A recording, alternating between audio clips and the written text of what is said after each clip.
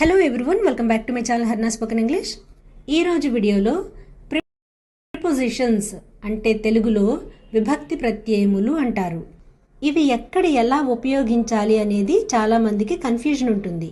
So ఇప్పుడు ఎటువంటి confusion లేకుండా వీటిని ఎలా ఉపయోగించాలి అనేది మనం ఈ క్లాసులో వివరంగా నేర్చుకుందాం. కాబట్టి వీడియో ఎక్కడ స్కిప్ చేయకుండా ఎండ్ వరకు చూడడానికి ట్రై చేయండి. స్కిప్ చేస్తే మీకు అర్థం కాదు. Now let's get in to the class. Preposition. Pre అంటే ముందు, పొజిషన్ అంటే ఉంచబడినది అని అర్థం. ప్రిపోజిషన్ అంటే ముందు ఉంచబడిన మాట అని అర్థం. ఒక వాక్యంలోని ఇతర పదములతో ఉన్న సంబంధాన్ని తెలియచేయడానికి, అంటే ఒక నౌన్ లేదా ప్రొనౌన్ ముందు ఉంచబడిన పదాన్ని ప్రిపోజిషన్ అంటారు. ముందుగా చాలామంది ఎక్కువగా కన్ఫ్యూజ్ అయ్యే కొన్ని ప్రిపోజిషన్స్ తీసుకుందాం. OF, of. ఈ ఆఫ్ని ఉపయోగించే సందర్భాలు ఏంటో చూద్దాం. నెంబర్ 1, కలిగి ఉంది అనే విషయం చెప్పే సందర్భంలో ఉపయోగిస్తాం. ఎగ్జాంపుల్, అతను ఐటీ కంపెనీలో ఉద్యోగి. He is an employee of an IT company. ఇది మా సోదరి ఇల్లు. This is the building of my sister. Number 2, కారణం చెప్పేటప్పుడు. Example, we have to do anything of necessity. అంటే మనం అవసరాన్ని బట్టి ఏదైనా చెయ్యాలి అని. he died of cancer. అతను క్యాన్సర్ వలన చనిపోయాడు. సో ఏదైనా కారణం వలన చనిపోతే ఇలా ఆఫ్ అనేది ఉపయోగిస్తాం. Next example, I will have to think of an excuse for being late. అంటే నేను లేట్గా వచ్చినందుకు ఏదైనా సాకు గురించి ఆలోచించాలి, అంటే ఏదైనా కారణం గురించి ఆలోచించాలి. నెంబర్ 3, పదార్థాల గురించి మాట్లాడేటప్పుడు. I bought a bag of rice. అంటే నేను ఒక రైస్ బ్యాగ్ కొన్నాను అని. నెంబర్ 4, వస్తువుల గురించి లేదా ఒకదానితో తయారైన వస్తువు గురించి మాట్లాడేటప్పుడు. Example, this chair is made of plastic. ఈ కుర్చీ ప్లాస్టిక్తో తయారైంది అని. నెంబర్ 5, గుణం గురించి మాట్లాడేటప్పుడు. Example, he has the habit of giving charities. అతనికి దాన ధర్మాలు చేసే స్వభావం ఉంది అని. Next example, she has the attitude of believing back biting. అంటే ఆమెకు చెప్పుడు మాటలు వినే స్వభావం ఉంది అని. నెంబర్ 6, కర్త సంబంధమైన వాటి గురించి చెప్పేటప్పుడు. The anchoring of Suma is very good. అంటే సుమ యాంకరింగ్ చాలా బాగుంది అని. You should not be jealous of others. మీరు ఎదుటివారి పట్ల అసూయతో ఉండకూడదు అని. నెంబర్ 7, కర్మకు సంబంధమైన వాటి గురించి మాట్లాడేటప్పుడు, అంటే చేసే పనుల గురించి మాట్లాడేటప్పుడు. Example, his style of anchoring is splendid. అతని యాంకరింగ్ విధానం అద్భుతంగా ఉంది అని. మరికొన్ని ఎగ్జాంపుల్స్ చూద్దాం. It is nice of you. అంటే ఇది నీకు మంచిది.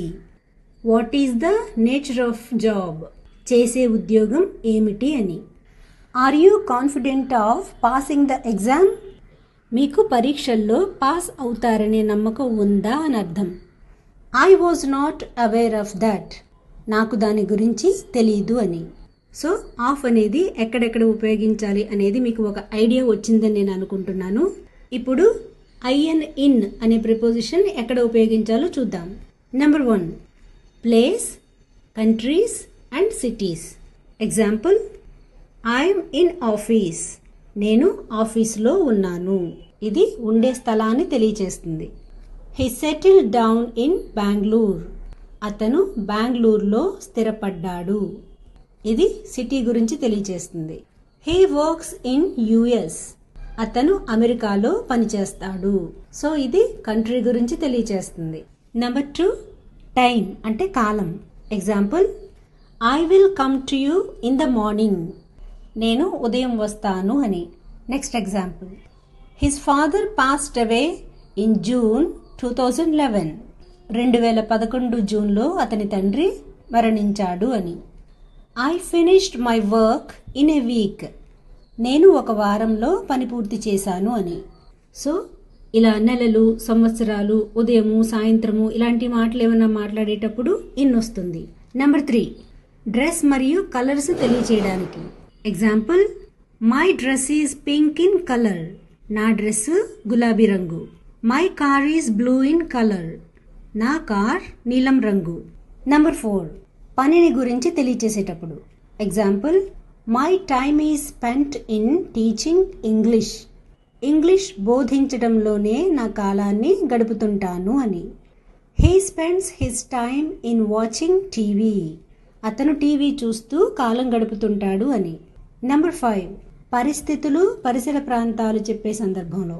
Example, he is in a hurry to go there. అతను అక్కడికి వెళ్ళే తొందరలో ఉన్నాడు అని.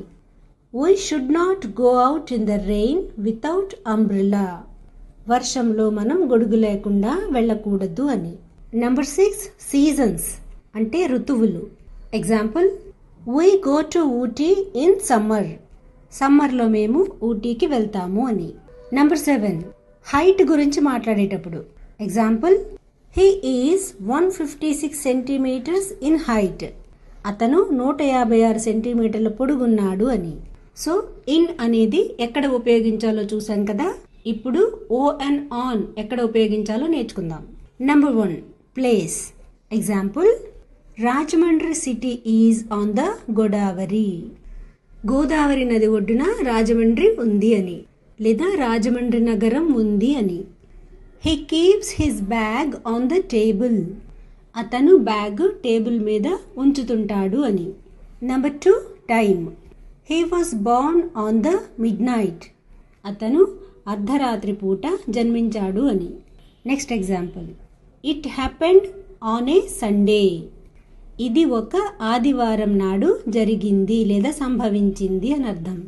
సో ఇలా అర్ధరాత్రి పూట, ఆదివారం నాడు అనే డేస్ గురించి మాట్లాడుతూ ఉంటే ఆన్ అనే ప్రిపోజిషన్ అప్లై చేస్తాం. నెంబర్ 3, మరొక వస్తువుతో ఉన్న సంబంధాన్ని తెలియజేయడానికి. There is a book on the table. ఆ టేబుల్ మీద ఒక పుస్తకం ఉంది అని. నెంబర్ 4, ఒక సంస్థలో లేదా ఒక సంఘంలో సభ్యునిగా ఉన్నానని చెప్పేటప్పుడు. He is on the member of the parliament. అతను పార్లమెంటులో సభ్యునిగా ఉన్నాడు అని. నెంబర్ 5, ఏదైనా ఒక దాని గురించి మాట్లాడేటప్పుడు. Example, he spoke on the pollution. అంటే అతను పొల్యూషన్ మీద లేదా పొల్యూషన్ గురించి మాట్లాడాడు అని. I make videos on spoken English. అంటే నేను స్పోకెన్ ఇంగ్లీష్ గురించి వీడియోలు చేస్తూ ఉంటాను అని. మరికొన్ని ఎగ్జాంపుల్స్ చూద్దాం. Do you spend money on clothes. అంటే నువ్వు బట్టల కోసం లేదా నువ్వు బట్టల మీద డబ్బులు ఎక్కువ ఖర్చు పెడతావా లేదా డబ్బులు ఖర్చు పెడతావా అని. It depends on you. అది నీ మీదే ఆధారపడింది అని. I congratulated her on passing the exam. ఆమె పరీక్ష పాస్ అయినందుకు నేను అభినందించాను అని. So my dear friends, video బాగా లెందీ అయిపోతుంది కాబట్టి నేను ఇక్కడితో ముగిస్తున్నాను. సో మరొక క్లాస్లో మరికొన్ని ప్రిపోజిషన్స్ నేర్చుకుందాం. Thanks for watching and see you in the next